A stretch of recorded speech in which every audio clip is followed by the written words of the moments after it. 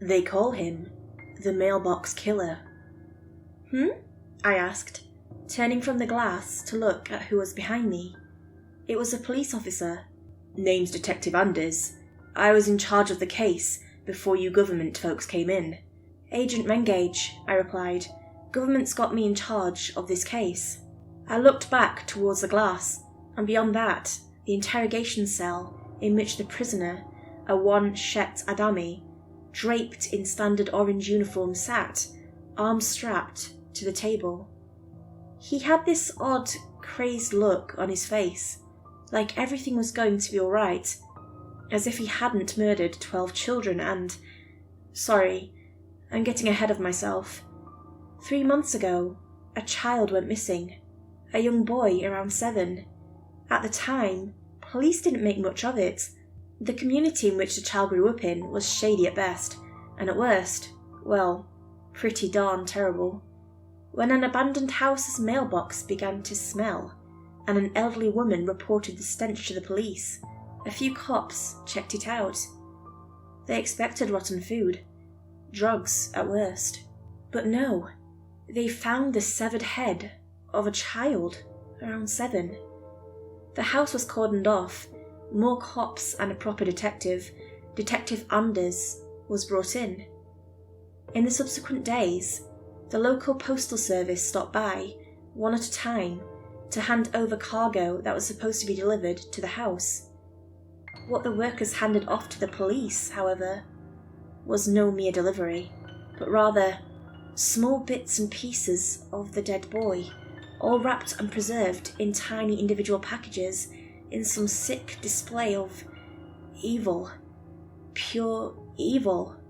Merely a week and a half later, a young mother reported her daughter missing, and then, 2 days from then, somehow across the entire nation, a house belonging to an elderly man's mailbox began to stick. When the man opened it, he found a package. A very small, head-shaped package. You can guess what happened next. Police arrived on the scene, cordoned it off, started their investigations. Of course, in the beginning, nobody knew to suspect these 2 cases were connected, but by some trick of fate, it appeared the 2 detectives in charge of both cases were related. They were discussing their lives when they shared key details of the case, and suddenly they had a killer on their hands. But still, they thought it a mere coincidence. Of course, when the dead child's parts began to appear in the mail, they did finally realise the connection. So, how did a killer manage to cross the entire US nation and set up an elaborate delivery system to show off their kill? That's what I was here to find out. Because after months of searching, the killer made a mistake. A single fingerprint was left behind on a little girl's doll, a doll that I saw later to be covered in blood. But with that one fingerprint, agents before me were finally able to locate and arrest the killer, ending the maddening murders once and for all. And now I was here to interrogate this so-called mailbox killer. "Agent Mengage," Detective Anders said, tapping me on the shoulder. "Yes," I replied. "You've been approved," he explained. "You can go in now." And so I entered that room, pulled out a chair, and sat across from the soft-faced mailbox killer. Detective Anders, for his part, simply stood in the corner, watching and recording everything going on. "So, you're the guy, huh?" I commented, staring into his eyes. "Someone, a dear friend, once told me you can tell the psychopaths by looking into their eyes, but it didn't seem to work here. Something about them seemed too innocent." "I am Shetadami," he confirmed, "but I didn't kill anyone." "You didn't?" I asked. "Police found your fingerprint on that girl's doll." I slapped down the image of the bloodied doll, crusted with crimson red blood. "How do you explain it? You had no other connection to the girl." No. "Then would you care to explain yourself?" I calmly questioned. I didn't do it," he murmured. "They did." "Who's they?" I inquired. Is there something I should know? No, you wouldn't understand, he hysterically whispered. They made me do it. And who is they? I was losing my patience. The children. They made me do it. Sure. I think it's time we talked about the truth. I'm not lying! He seemed to snap. I wouldn't believe him, but somehow I felt the need to hear his explanation, to know what twisted mind ordered him to kill those kids. But then, something in his eyes pleaded innocence, an almost childlike look to it. Fine, I muttered. What's your story? He began. I'm a teacher. You taught the first student you killed, that's true. I remembered. I taught the children well, and I didn't have a problem with any of them. But then, this kid. I didn't see him before, the one you say I killed. I don't remember seeing him before, ever. Yet when I asked him if he was lost, he spoke my name, and then he told me he had always been in my class. What does this have to do with anything? I questioned. Well, the murderer continued, I'm not sure, but for a brief second, his body just snapped. It was as if every bone in his body just grew out of him and folded him in half. But then, before I could process what happened next, that thing was back to normal. He asked me if I'd seen a ghost, and then he laughed this horrible, horrible laugh. And then you killed him? I asked. No, never, Shet complained. No, I'll explain. Fine. After school, as I walked back to my house, I saw the boy again.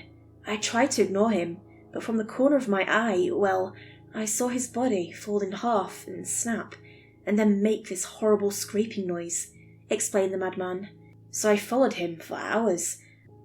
I wanted to know where this horrible boy had come from. I went twists and turns, and then an alleyway. An alleyway? Yes, It was a closed alleyway that led to nothing, yet as I turned its corner, I saw the boy gone. So I walked forwards for a closer look, and I saw this odd ring on the floor. And suddenly, the boy called out my name from behind me. I turned around, but the boy, he wasn't a boy. He wasn't human at all. His eyes were too big, and his neck, his neck. Explain? It stretched up and up and up until it was towering over me. His arms were too long too, and they began to reach out towards me, and then, I blacked out, Shet continued. The next thing I knew, I woke up to see myself in front of this house, holding something in my hands. I couldn't control myself, like something was puppeting me. I watched myself put this package inside the mailbox, and then I watched myself go home. Then, I questioned, I saw the rest of the body. All over my kitchen, an arm there, a piece here, and it was all soaked in blood. I tried to close my eyes, but the thing, whatever was controlling me, it wanted me to see. Wanted you to see?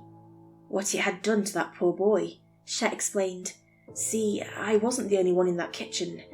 I saw this long slimy thing crawl out of the arm, like a spider, and suddenly it was out. No words, none can describe what I saw. You wouldn't understand. It had so many faces, and all these faces just screamed for help. And, except one of them was my head, except instead of crying out in pain like the others, it laughed. It laughed like it knew I was terrified. I wanted to faint. No, I needed to, but it made me see what that thing had done to the boy. And how did the next murder happen? I questioned. I don't know, but the next thing I knew, I woke up. At first, I thought it to be a really bad dream. I even checked the kitchen. Nothing. But there was a single speck of blood. I ignored it. I think I knew it was real, even if I didn't want to admit it then. Interesting, I muttered, taking notes. I went to school, taught the children. It was all fine for a while until one day I entered the school, but it wasn't the one I taught. And then I saw this girl come up to me and say my full name. Her head split in two, and this mass of legs was inside her. But that wasn't the worst part. What was the worst part? The voices. The man sitting across from me shed a tear. The endless crying and screaming, and above that, my laughter ringing through my screams, telling me how good of a dead girl she'd make.